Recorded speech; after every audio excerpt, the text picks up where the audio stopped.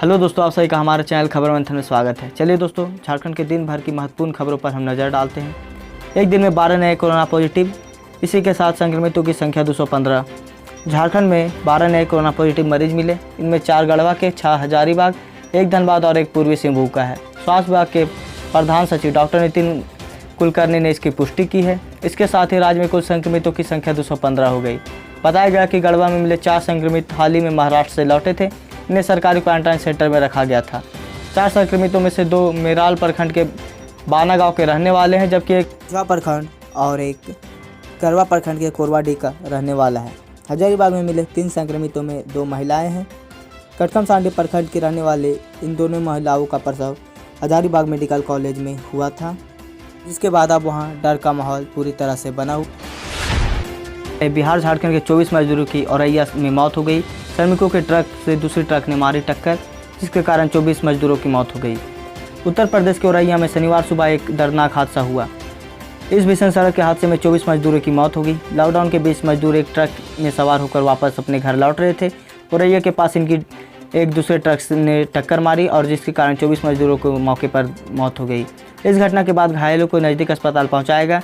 News agency के अनुसार ये सभी मजदूर राजस्थान से आ रहे थे। मामले की जानकारी मिलने के बाद पुलिस टीम मौके पर पहुंची और राहत एवं बचाव कार्य शुरू कर दिया। घायलों को अस्पताल भेज दिया गया है। बंद हुई 1 रुपये में महिलाओं के नाम पर जमीन रजिस्ट्री की सुविधा। राज्य सरकार ने केवल 1 रुपये में महिलाओं के नाम 50 लाख तक की अचल संपत्ति के रजिस्ट्रेशन की सुविधा वापस ले ली है। कोविड-19 के मद्देनजर उत्पन्न हुए आर्थिक कारणों के मद्देनजर राज्य सरकार ने यह फैसला लिया। वहीं झारखंड में कोरोना संक्रमितों के मिलने की रफ्तार बढ़ गई, खासकर 1 मई के बाद से। 1 मई के बाद पहले राज्य में 110 मरीज थे। 31 मार्च को रांची में पहला केस मिला था। हिंदपीढ़ी की एक मलिसाई महिला पॉजिटिव थी। और एक साथ ही खबर आ रही है कि जिसमें लॉकडाउन के बीच दूसरे प्रदेश में फंसे हुए श्रमिकों को वापस लाने के मुद्दे पर अब केंद्र राज्य से तकरार शुरू हो गई है। रेल मंत्री पीयूष गोयल झारखंड सरकार पर ट्रेन को अनापत्ति प्रमाण पत्र नहीं देने का आरोप लगाया गया है। दोस्तों, बाहर फंसे प्रवासी मजदूरों के लिए एक अच्छी खबर है। अब 1000 श्रमिक ट्रेन एक्सप्रेस चलाने की इजाज़त दे दी गई है। जल्द ही अपने घर लौट सकेंगे प्रवासी मजदूर। रेलवे को राज्य से मिली 1000 से अधिक स्पेशल ट्रेन चलाने की अनुमति। अब जल्द ही देश के अलग अलग राज्यों में फंसे प्रवासी मजदूर अपने घर वापस आ सकेंगे। भारतीय रेल को पिछले 15 दिन में प्रवासी कामगारों को घर पहुँचाने के लिए राज्य से 1000 से ज़्यादा ट्रेन परिचालन की अनुमति मिल गई है। आधिकारिक आंकड़ों के अनुसार सबसे ज़्यादा संख्या में प्रवासी कामगार उत्तर प्रदेश लौटे। वहीं अपने लोगों को वापस बुलाने के लिए बिहार दूसरे नंबर पर है। आंकड़ों के अनुसार पश्चिम बंगाल ने 8, राजस्थान ने 23 और झारखंड के 50 और ओडिशा के 52 ट्रेनों के परिचालन को अनुमति मिल गई है। तो जितने भी बाहर फंसे हुए सभी अपने अपने राज्य वापस जा सकेंगे। T20 विश्व कप टालने पर विचार कर रही है ICC। कोविड-19 महामारी के कारण अभी क्रिकेट स्थगित है और इस महामारी के असर भी कम नहीं हुआ। ऐसे में अंतर्राष्ट्रीय क्रिकेट परिषद T20 टूर्नामेंट को टालने का विचार कर रही है।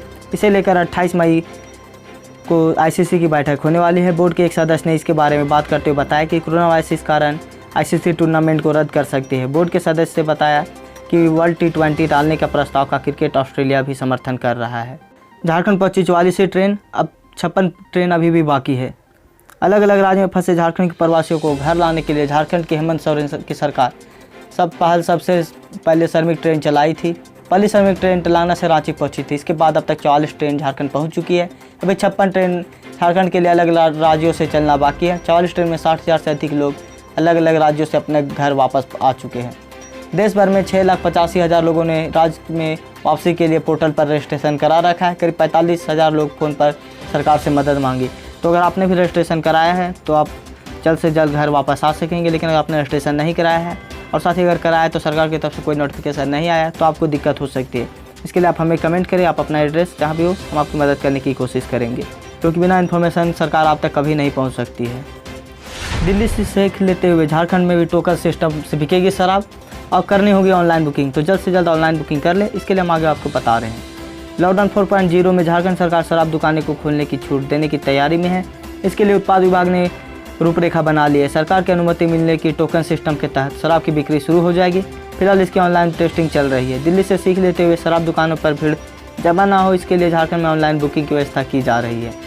जानकारी के मुताबिक इसके लिए लोगों को एक अपडेट और ऐप डाउनलोड करना होगा। ऐप के जरिए 48 घंटे के लिए सिर्फ एक टोकन मिलेगा। टोकन मिलने के बाद पास के शराब दुकान जाकर लोग 7 से शाम 7 बजे तक 1 घंटे में शराब की अधिकतम 6 बोतल खरीद पाएंगे। एक टोकन की एक बार उपयोग होगा। ऐसी संभावना है कि शराब बिक्री में सरचार्ज लगाई जा सकती है। ऐसे राजस्व संग्रह को ध्यान में रखकर किया जा सकता है। वित्त मंत्री रामेश्वर उरांव ने कहा कि जल्द ही इस पर निर्णय लिया जा सकेगा।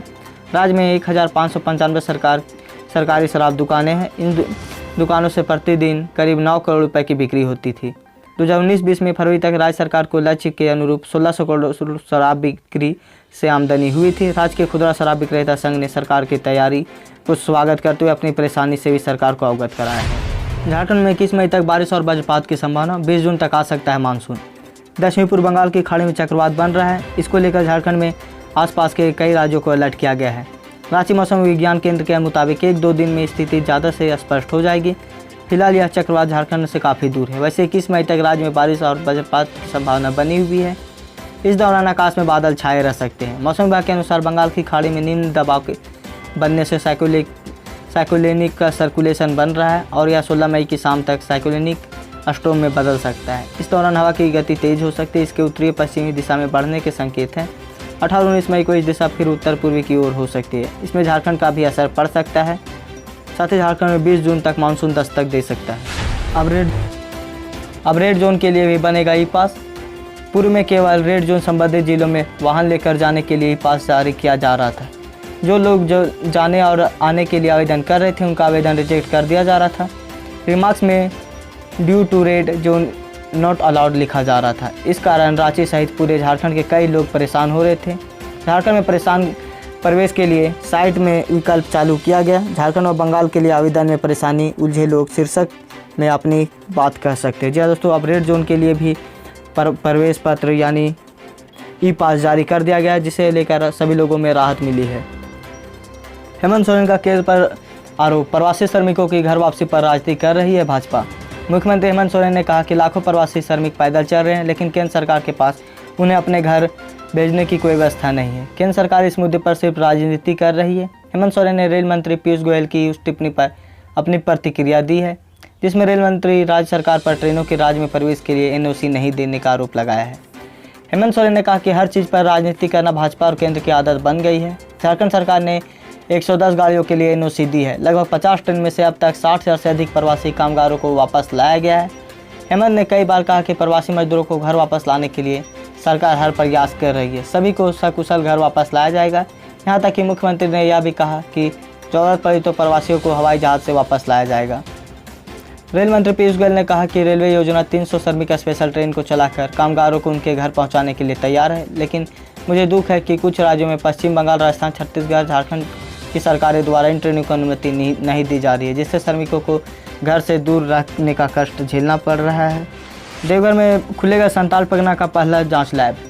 संताल परगना में कोरोना जांच के लिए पहला लैब देवघर में खुलेगा। गोड्डा सांसद डॉक्टर निशिकांत दुबे के आग्रह पर फोर्टिस अस्पताल ग्रुप व SRL डायग्नोस्टिक ने लैब स्थापित करने की मंजूरी दे दी है। SRL के CEO अमरिंदर हलधर ने देवघर DC नैन्सी सहाय से जांच केंद्र के लिए जगह उपलब्ध कराने को लेकर बातचीत की। जांच केंद्र के लिए 1000 स्क्वायर फीट की जगह की आवश्यकता है। जानकारी के अनुसार प्रशासन की ओर से लैब के लिए उचित जगह तलाश की जा रही है। इसके लिए निजी भवन को भी तलाश किया जा रहा है। जगह फाइनल होने के बाद फोर्टिस व ISRL इंजीनियरों की टीम एक सप्ताह देवघर में आकर स्थल की निरीक्षण करेगी। लैब में मुंबई व दिल्ली के डॉक्टर्स की सेवा देंगे। लॉकडाउन में छूट के लिए केंद्र के रूप का इंतजार। कोविड-19 का संक्रमण रोकने के मद्देनजर लॉकडाउन में ढील देने के लिए राज्य सरकार केंद्र के रूप का इंतजार करेगी। लॉकडाउन 3 की अवधि 17 मई को समाप्त हो रही है। उसके पहले केंद्र सरकार संक्रमण रोकने संबंधी अपनी रणनीति का खुलासा करेगी। संक्रमण की स्थिति मद्देनजर लॉकडाउन समाप्त होने या करने पर पाबंदियां लॉकडाउन 4.20 की घोषणा की जाएगी। राज्य सरकार के एक वरीय अधिकारी के अनुसार उसके बाद ही झारखंड में लॉकडाउन में स्वरूप निर्णय लिया जाएगा। यहाँ भी एक उल्लेखनीय है कि संक्रमण में लगातार बढ़ते मामलों की वजह से केंद्र सरकार लॉकडाउन 3.2 में दी गई छूट को राज्य में अब तक लागू नहीं किया गया है। प्रवासी मजदूरों में संक्रमण की चिंता अभी भी बढ़ी हुई है। 1 मई के बाद झारखंड में लगातार कोरोना वायरस काफ़ी तेज़ी से बढ़ रहा है। ज़्यादातर बाहर से आए हुए मजदूरों को लेकर कोरोना वायरस फैल रहा है। तो ऐसे में झारखंड सरकार छूट देगी या नहीं, इसके पर अभी तक किसी भी तरह से चर्चा नहीं की गई है। तो दोस्तों, आज की ताज़ा खबर बस इतना ही। आप हमारे चैनल को सब्सक्राइब करें और बेल आइकन दबा दें ताकि जब भी हम वीडियो डालें नोटिफिकेशन आप तक पहुंच जाए। और साथ ही इस न्यूज़ को ज़्यादा से ज़्यादा लाइक करें और शेयर